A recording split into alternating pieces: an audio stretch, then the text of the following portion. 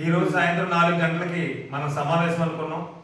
కానీ కొందరు మాత్రమే రావడం జరిగింది, అందరూ రాలేకపోయారు. ఆదివారం 4 గంటలకి ఈ సమావేశం మార్చడం జరిగింది. ఈ సమావేశం ముఖ్య ఉద్దేశం అంటే ఈరోజు మన గ్రామం నుంచి సుమారు 97 అప్లికేషన్లు దరఖాస్తులు రావడం జరిగింది ఇళ్ల స్థలాల కోసం. ఇది జీవో నెంబర్ 23 అనుసరించి దరఖాస్తు చేయడం జరిగింది.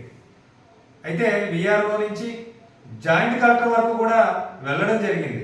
కానీ జాయింట్ కలెక్టర్ గారు లాగిన్ నుంచి ఎవరు చేశారో తెలియదు, కానీ చాలా పెద్ద అపరాధం చేశారు. ఏంటంటే చాలావి రిజెక్ట్ కొట్టారు. జీవోను అనుసరించి పెట్టిన దరఖాస్తులను రిజెక్ట్ కొట్టడం చాలా అన్యాయం. అంటే ఈ అన్యాయాన్ని పూర్తిగా భారతీయ జనతా పార్టీ తరఫున కొండలగ గ్రామ శాఖ నుంచి ఖండిస్తున్నాం.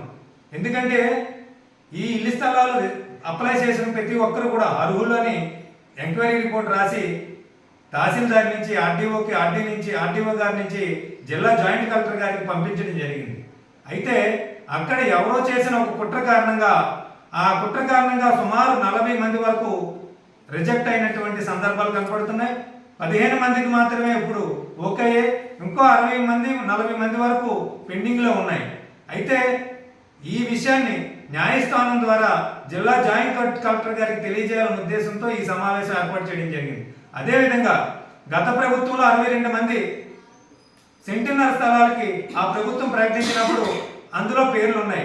వాళ్ళు ప్రస్తుతం ఇస్తారా ఇవ్వరా అనే అయోమయంలో ఉంది. దీని మీద కూడా ఈ సమావేశం నిర్వహించడింది. గత ప్రభుత్వం మన కొండలగ్రామ గ్రామానికి చెందిన పేదలను మోసం చేసినప్పటికీ ఈ ప్రభుత్వం అయినా సరే న్యాయం చేస్తుందని వారు ఆశిస్తున్నారు. ఈ ఆశిస్తున్న సందర్భంగా పేదల పక్షాన భారతీయ జనతా పార్టీ చట్టపరంగా నిలబడుతుంది, న్యాయపరంగా పోరాడుతుందనే విషయాన్ని తెలియజేస్తున్నాం.